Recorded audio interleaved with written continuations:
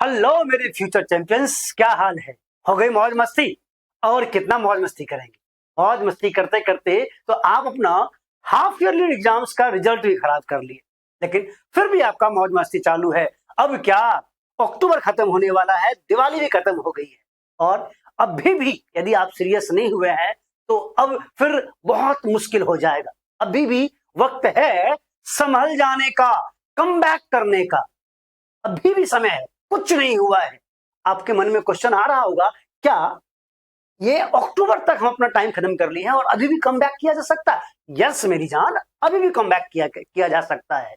बिल्कुल, आप देख रहे होंगे एक जबरदस्त पावरफुल कमबैक आज हम करने वाले हैं।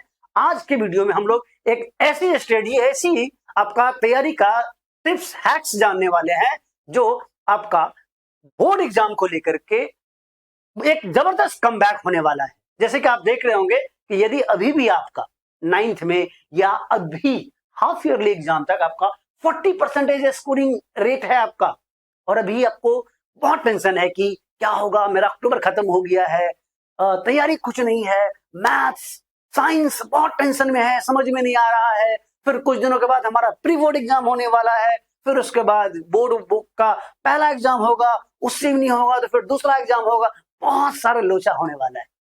इन सभी चीजों से परेशान हैं तो आप हमारे साथ बने रहें, और आज हम लोग देखेंगे, आज हम लोग जानेंगे एक जबरदस्त कमबैक करने का तरीका, जबरदस्त कमबैक करने का तरीका। तो चलिए स्टार्ट करते हैं कि कैसे अभी से लेकर के एग्जाम तक क्या क्या आपका जो स्ट्रेटजी रहने वाला है, तरीका रहने वाला है, क्या क्या आपका प्लानिंग ऐसे रहने वाला है कि आप अपने बोर्ड एग्जाम के लिए 95% बोर्ड एग्जाम में स्कोर करने के लिए एक बेहतर तरीके से, एक स्मार्ट वे से आप कम बैक कर सकते हैं। तो चलिए स्टार्ट करते हैं। सबसे पहले, जैसा कि आप देख रहे होंगे, सबसे पहला सब्जेक्ट ले लेते हैं, वो है आपका फिजिक्स। इसमें क्या करना चाहिए? हो सकता है आपको समझ में नहीं आता होगा कि फिजिक्स में इतने सारे चैप्टर्स हैं, इतने सारे टॉपिक्स हैं पढ़ने के लिए, कहां से क्या, हम किसको पढ़ना है, किसको छोड़ देना है। सबसे पहले देखिए, कुछ नहीं, बहुत सिंपल है, कुछ भी नहीं करना है, कुछ भी नहीं, बहुत ज्यादा आसान है आपका, बहुत ज्यादा आसान है। करना क्या है, सबसे पहले आपका जो प्रिय टीचर है, भैया कोई भी जो भी है, जिसका भी नाम आप जानते हैं, उनमें से किसी का भी एक बेस्ट वन शॉट आप देखिए। सबसे पहला काम, वो भी कैसे, ये नहीं कि लेट गए हैं, पॉपकॉर्न खा रहे हैं, वन शॉट देखे जा रहे, नहीं, सीधा बैठिए, कॉपी पेन निकालिए और सीरियस होकर के, क्योंकि पूरे साल तो सीरियस हुए नहीं है, अब भी टाइम है कि आप सीरियस हो सकते हैं। सबसे पहला काम है कि आप एक वन शॉट को देखिए, एंड नेक्स्ट वन शॉट को देखने के बाद आपका नेक्स्ट जो काम रहेगा वो है आपका क्वेश्चन प्रैक्टिस करने का। अब क्वेश्चन प्रैक्टिस कहां से करेंगे? सबसे बेस्ट है क्वेश्चन प्रैक्टिस करने का जो तरीका है वो है क्वेश्चन बैंक से।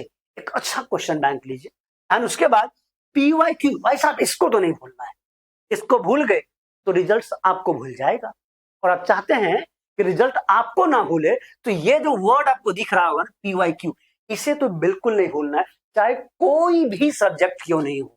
PYQ को नहीं भूलना है, नहीं भूलना है, नहीं भूलना है, PYQ करना मस्ट है। नेक्स्ट उसके बाद क्या करना है, फॉर्मूला सीट्स।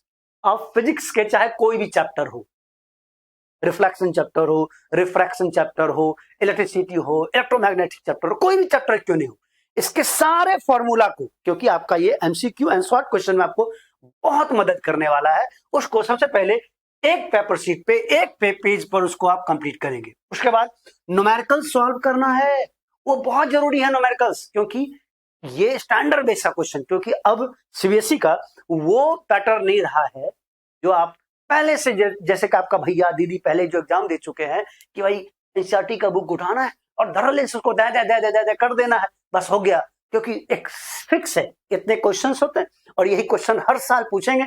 अब वो बात नहीं है, बहुत सारी चीजें चेंजिंग आ गया है उसमें। उसके बाद ये केस बेस्ड क्वेश्चन जो है, केस स्टडी बेस्ड क्वेश्चंस आपको करने हैं, मतलब करने हैं। और उसके बाद लास्ट, जो अक्सर स्टूडेंट्स नहीं करते हैं, आज हम वो सारा तरीका बताएंगे आपको जो एक टॉपर्स करता है। क्योंकि आप क्या है कि बैठ जाते हैं या लेट जाते हैं बुक लेकर के या फोन लेकर के, आप अभी भी मेरा वीडियो आप लेट करके देख रहे होंगे और आप बस आपको लगता है कि हम लेटे लेटे देख लेंगे वो वीडियो या बुक्स को स्टडी कर लेंगे या क्वेश्चंस को याद कर लेंगे, हो जाएगा। ऐसा वहां कोई बैठे हुए नहीं है एग्जाम में जो आपसे पूछेंगे और आप बोलेंगे। वहां आंसर राइट करना पड़ेगा, लिखना पड़ेगा। उसके लिए अभी से आपको आंसर राइटिंग प्रैक्टिस करना पड़ेगा, मतलब करना पड़ेगा, चाहे कोई भी सब्जेक्ट हो। आंसर लिखने का प्रैक्टिस कीजिए ताकि आप उस एग्जाम हॉल में बेहतर तरीके से आंसर लिख पाए। एंड नेक्स्ट हम बात करते हैं केमिस्ट्री। इसमें भी उसी तरीके से सबसे पहले वन शॉट देखिए और उसके बाद बुक रीडिंग कीजिए, खास करके एनसीईआरटी। इसमें एक चीज है, क्योंकि एनसीईआरटी का जब आप वन बाय वन करके बुक रीडिंग करेंगे तो आपको एक मतलब एग्जैक्ट कुछ एक आइडिया आ जाएगा आपको कि किस तरह के रिएक्शंस के बारे में एग्जाम में पूछा जाता है। एंड उसके इर्द गिर्द के रिएक्शंस को आप याद कर लेंगे, समझ लेंगे, तो आपको आसान हो जाएगा क्वेश्चन सॉल्व करना। उसके बाद और रिएक्शंस, आपके एनसीईआरटी बुक्स के जितने भी रिएक्शंस है उसको 2 या 3 पेज में आप लिख लीजिए, एक शॉर्ट नोट्स बना लीजिए ताकि आपको समझने में और बार बार रिवीजन करने में आसानी हो। बार बार लंबा लंबा पेज टॉपिक्स नहीं पढ़ना पड़ेगा उसके लेकर के। उसके बाद इसमें भी आपको पीवाईक्यू का करना बहुत ज्यादा जरूरी है। उसके बाद केस बेस्ड क्वेश्चंस वो भी जरूरी है। और पिछले फिजिक्स के तरह भी इसमें भी आपको आंसर राइटिंग प्रैक्टिस करना, आंसर राइटिंग प्रैक्टिस करना बहुत जरूरी है। क्योंकि आप जब तक अभी से अभी टाइम है, अभी कुछ नहीं बिगड़ा है। अभी तक का जो आपका हाफ ईयरली एग्जाम है वो बिगड़ के खराब हो गया, क्या हुआ नहीं हुआ मैटर नहीं करता है। अभी भी टाइम है कि आप बेस्ट कर सकते हैं, मतलब बेस्ट तो बेस्ट कर सकते हैं, उसमें कोई डाउट नहीं। अभी से आपको प्रैक्टिस करना है आंसर राइटिंग का, आंसर लिखने का प्रैक्टिस करना है, ताकि आपका हाथ और ब्रेन इतना ज्यादा कैपेबल हो जाए कि एग्जाम हॉल में आप आसानी से, आप बिना डिस्ट्रैक्ट हुए, बिना परेशान हुए, बिना टेंशन लिए हुए आराम से आप आसानी से क्वेश्चन का आंसर लिख सकते हैं। उसके बाद नेक्स्ट हम बात करते हैं आपका बायोलॉजी। भाई साहब, कुछ लोग कहते हैं, कुछ बच्चे कहते हैं रट्टा मारने की सब्जेक्ट है। कुछ हद तक बात भी सही है, रट्टा मारने के सब्जेक्ट है, उसमें भी आपको वन शॉट करना है। आपको जिस किसी टीचर का अच्छा लगे, भैया दीदी मम्मी, मतलब जो भी बहना, जिस किसी का भी आपका अच्छा लगे उसका वन शॉट वीडियो देखिए। उसके बाद इसमें सबसे जो महत्वपूर्ण इंपोर्टेंट चीजें हैं वो ये है आपका कि एनसीईआरटी का डायग्राम ड्रॉ करना है। जो भी आपका एनसीईआरटी बुक्स में, बायोलॉजी में जो भी डायग्राम है उस डायग्राम को ड्रॉ करने की प्रैक्टिस करना है।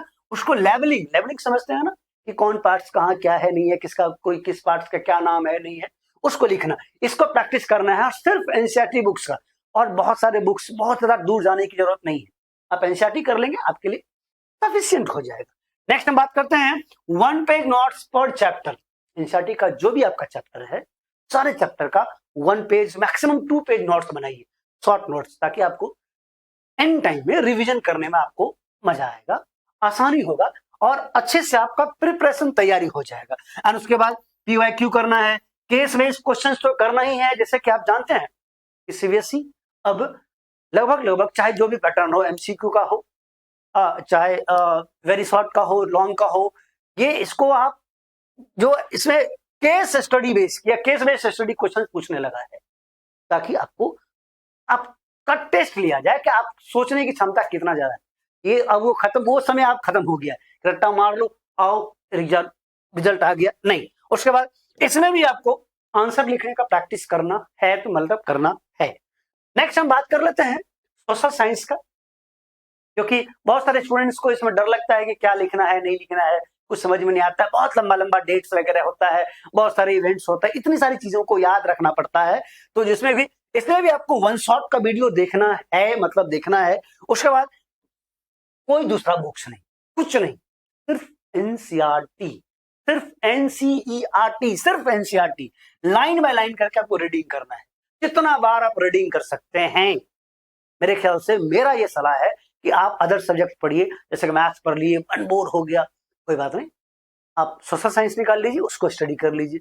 फिर साइंस पढ़ लिए, बोर हो गया पढ़ते पढ़ते, उसके बीच में एंटरटेनमेंट के तौर पे आप स्टोरी के तौर पे सोशल स्टडीज निकालिए, उसको आप तैयारी कर लीजिए। इस तरीके से आप पढ़ाई करेंगे। उसके बाद अंडरलाइन कीजिए। उस जब एनसीईआरटी का बुक आप पढ़ रहे होंगे उसमें आपको अंडरलाइन करना है किसको, डेट्स को, कब अकबर ने बीरबल को मारा, बीरबल ने अकबर को मारा, क्या है नहीं है, आप जैसे आप जानते हैं, क्योंकि मेरा ये मतलब उतना अच्छा सब्जेक्ट रहा नहीं है, बट हम ये आपको बता सकते हैं कि कैसे बेस्ट तरीके से एग्जाम की तैयारी किया जा सकता है।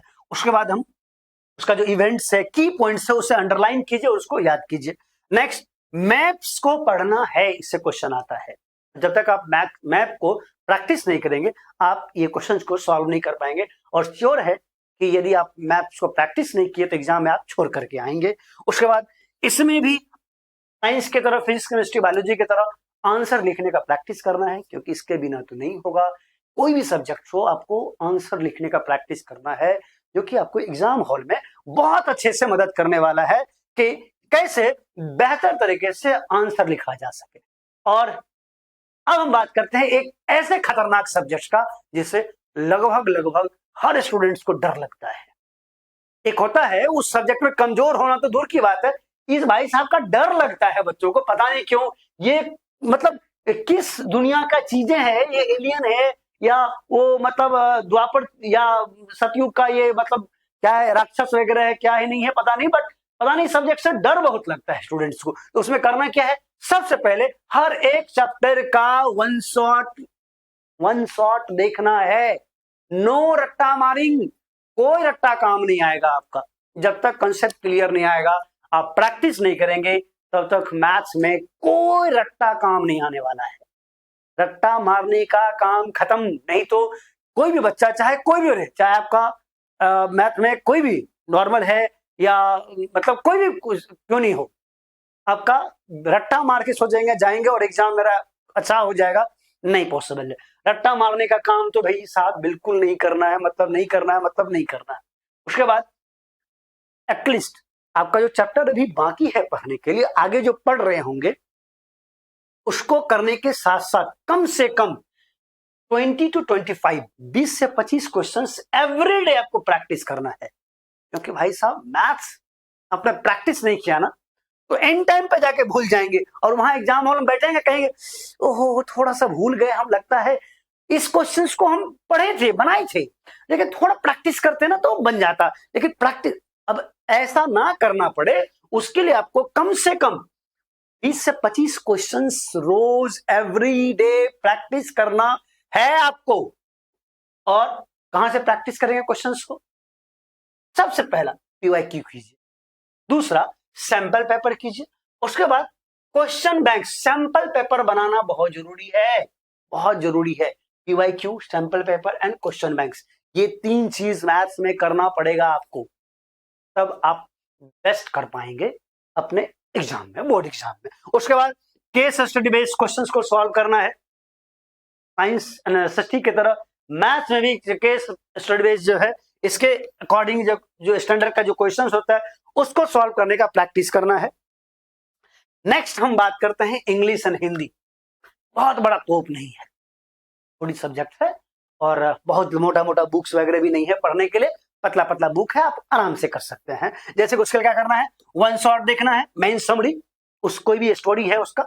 उसके बाद आपको रीडिंग करना है चैप्टर को। उनको लगता है ना हिंदी के किसी भी स्टोरी को, चैप्टर को 1 से 2-3 बार यदि आप रीडिंग कर लेंगे तो पूरा स्टोरी को समराइज कर पाएंगे आप, और उसके बारे में आसानी से किसी भी क्वेश्चंस का आंसर को आप लिख सकते हैं। उसके बाद आपको प्रैक्टिस करना है उसमें अनसीन पैसेज और ग्रामर, हिंदी व्याकरण, इंग्लिश ग्रामर, चाहे हिंदी हो या संस्कृत, सॉरी हिंदी हो या इंग्लिश हो, दोनों में ये चीजों को प्रैक्टिस करना है।